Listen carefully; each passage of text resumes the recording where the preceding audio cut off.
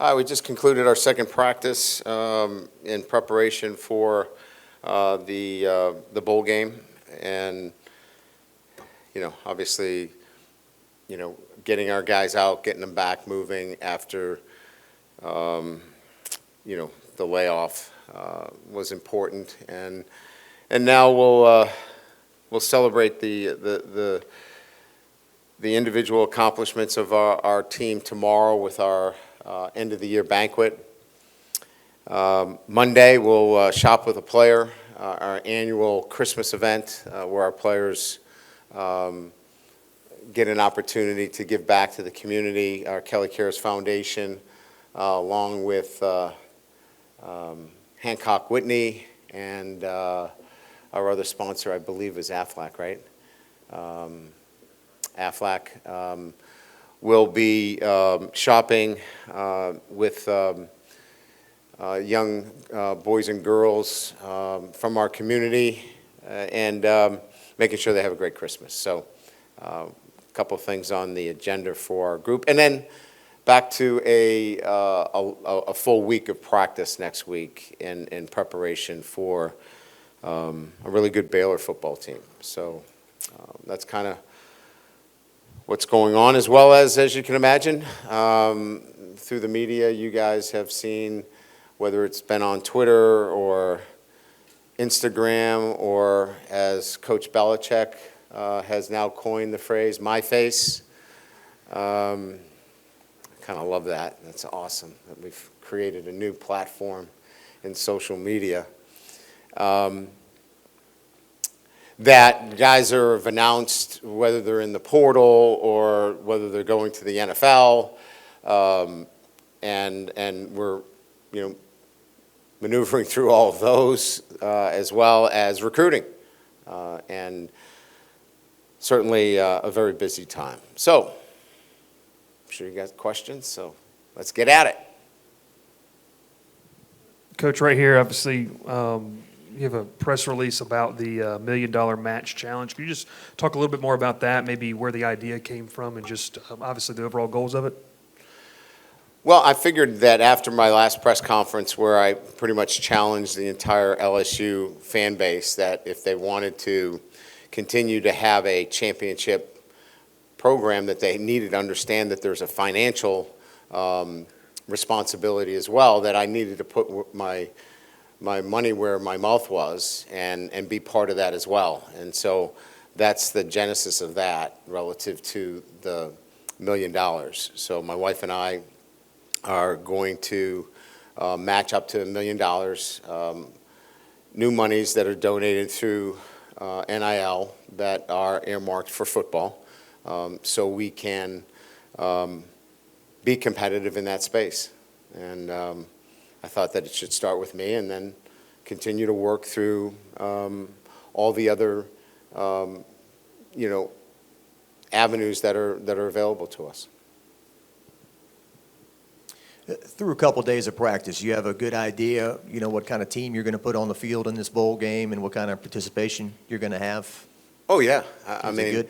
Oh, yeah. We'll have a very competitive football team that will go out and represent LSU in a manner that we expect. Our guys are excited about playing. Every player that is on that practice field is 100% committed and excited about being there. We don't have one guy that is like, I got to do this. I mean, they are excited, and when you have that, you have great morale, guys that are committed and will play hard for LSU. And that, like, when you're talking about representing the brand, you want a team that's going to go out there and compete their tail off, and this football team will.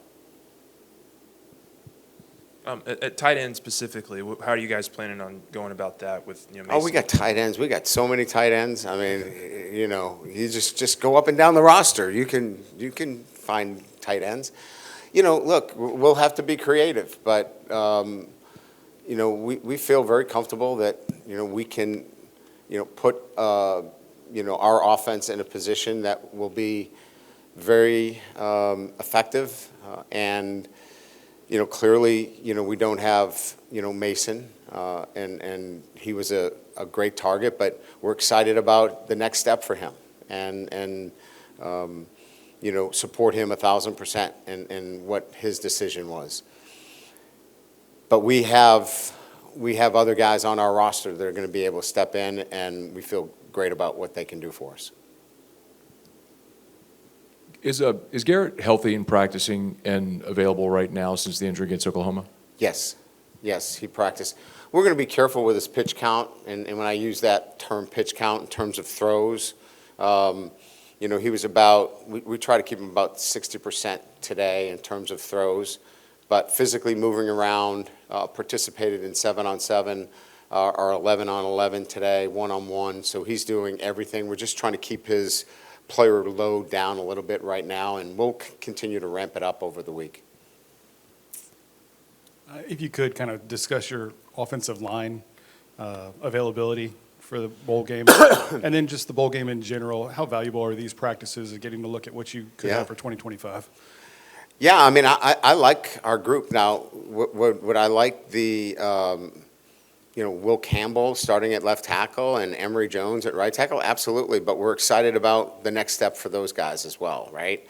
But Tyree Adams will get an opportunity. We have great confidence in him. Paul will continue to play for us. Mubanga, DJ Chester, obviously, getting an opportunity. Bo Bordelon gets an opportunity now to play some football for us. Colin Eccles, is a guy that we have a lot of trust in. Miles Frazier is going to play in the bowl game. And he has position flexibility, so we may kick him out to tackle and give us some help out there. We really like the progression of Weston Davis that can play tackle for us on both sides. So, again, I think we feel really good about the guys that we're going to put out there. And as an offensive line, as a group of 5 guys, we're going to be able to compete with anybody. Yeah, I mean, again, I think that this is a look at what 2025 could look at.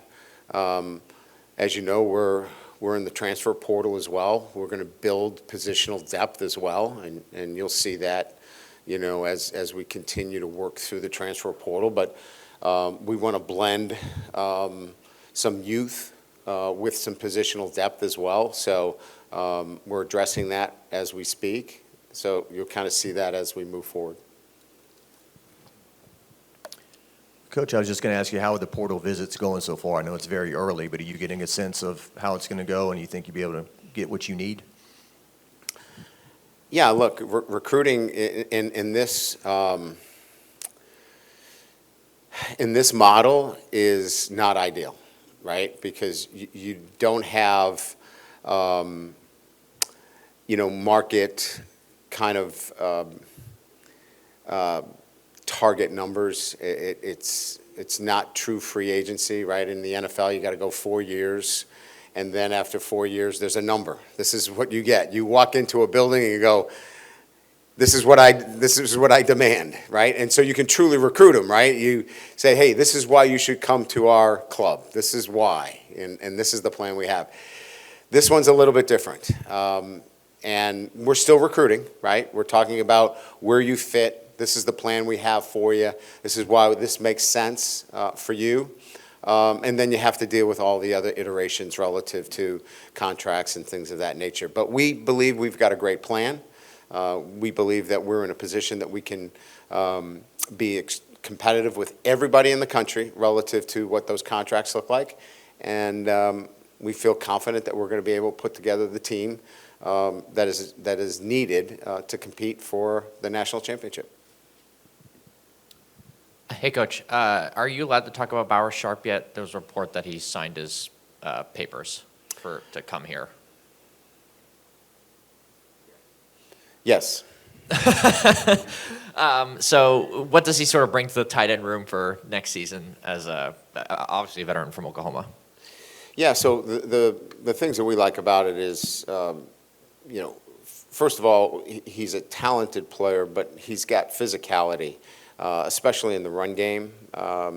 If you watch him closely, I mean, some of the things they did with him in the passing game, we've seen from other tight ends, right? But if you really look at his body of work, it's the physicality in the run game, pulling, blocking tackles, out on the perimeter. Love his physicality in the run game. Still, a very good athlete. Came in as a quarterback, at Southeast Louisiana, and certainly has the ability to do some really good things in the passing game for us as well. But I think what really stood out was having that kind of versatility in the run game and the passing game. When you talked about recruiting and the difficulty, when you hire staff members now, is there still a lot of value in hiring guys that are known as great recruiters, just because maybe the value of that has changed so much because it has seemingly become more transactional than relational? I still believe that the ability to communicate and connect is still, so if we say that in years past it was 100% recruiting, it's now, a margin lower than that, but relationships still matter. And the ability to connect and build those relationships matter. And I think as we continue to navigate through this new world order, if you will, there's going to be a market that flattens the lines. In other words, receivers are X, quarterbacks are X. And when that becomes even across the board, it's going to swing back to relationships. It's going to swing back to those that can connect and those programs that fit. So maybe right now the pendulum has swung a little bit towards the other way, but it's going to come back. Brian, when did you, can you give some insight into Garrett Nussmeier's decision to come back? When did you feel pretty good about the fact that he was coming back, and just the value of having such an experienced quarterback returning for you next year compared to what a lot of other coaches are probably going to have? Well, I think that, knowing Garrett, there was always a sense of he had waited for his opportunity, and he had been such a proponent of, LSU and wanting to be here that I think there was always this sense that, he was going to come back, but we never took it for granted. We did our due diligence. We made our case as to why it was in everybody's best interest for him to come back for another year, and re-recruited him from that standpoint. And when we were able to, present him with what we felt was, a great opportunity from a,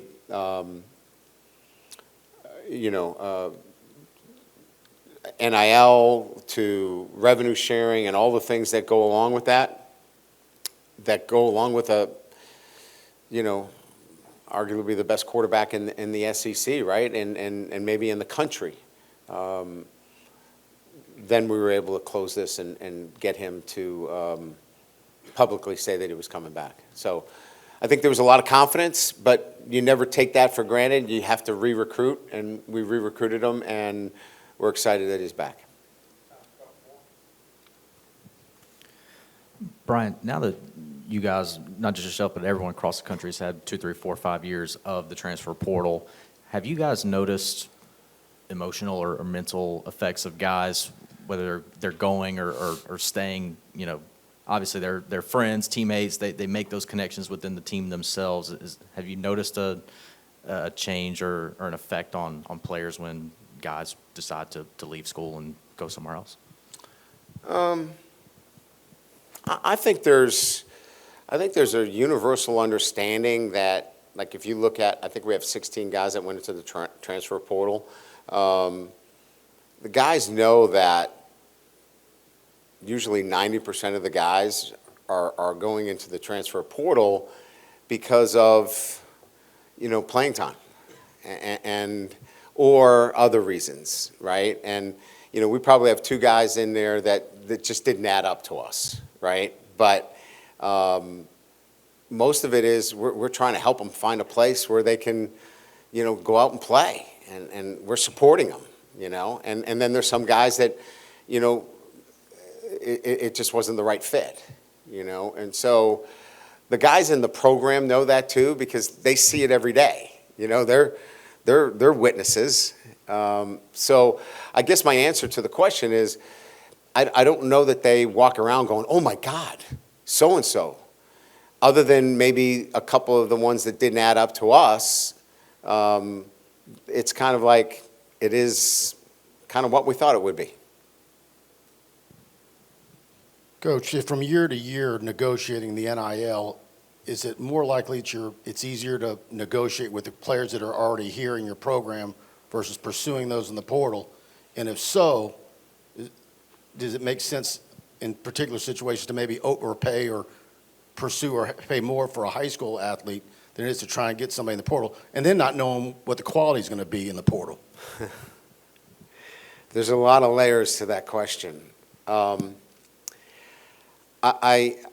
would say this, that with revenue sharing, on the horizon, there's certainly going to be effects that will begin to level what is out there relative to what the normal amount is for particular classes. The freshman class, the class that's here currently, and then the transfer portal. There'll be, quote unquote, market awareness of what those are. We're not in that time right now, and that's what makes it very difficult.